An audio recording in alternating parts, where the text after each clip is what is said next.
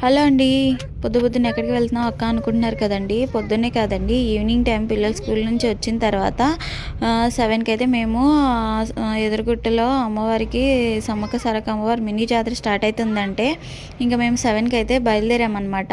ఇంత మంచి ఫారెస్ట్లో నుంచి అమ్మవారి టెంపుల్కి అయితే వెళ్ళాలి. మీలో ఎంతమంది ఇంత మంచి ఫారెస్ట్లో నైట్ టైం వెళ్ళటం ఇష్టం అనేది, ఇంకా భయం అనేది కామెంట్ చేయండి. మీ ఊర్లో ఏ అమ్మవారికైనా ఇంకే దేవుడికైనా జాతరలు జరుగుతుంటే కామెంట్లో అయితే తప్పకుండా చెప్పండి. ఫస్ట్ టైం చూస్తున్న వాళ్ళు తప్పకుండా సబ్స్క్రైబ్ చేసుకోండి.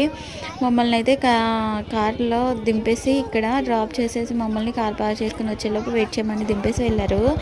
ఇక్కడ మా అమ్మ చూడండి, డప్పుల సౌండ్ రాగానే డ్యాన్స్ వేయడం మొదలుపెట్టేసింది. అంత పిచ్చి డ్యాన్స్ అంటే.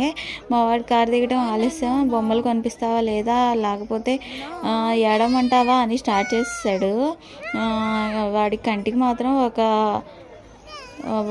క్యూబ్ అనేది బాగా కనిపించిందంట. నాకు కనిపించేదాకా ఊరుకోలేదు. అలానే ఒక 2 బొమ్మలు తాగుతాడా, 3 బొమ్మలు అనమాట. అది 3 నెలలు ముచ్చట్లే అనమాట. 3వ రోజుకే అయ్యి ఏ డస్ట్బిన్లో ఉంటాయో వాడికి తెలీదు, నాకు తెలీదు.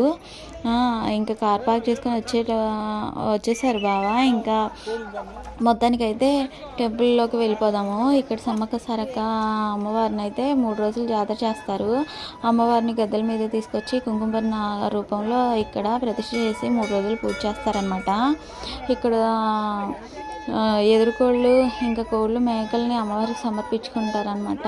ఇంకా ఇది పార్ట్ 1 వీడియోనే. పార్ట్ 2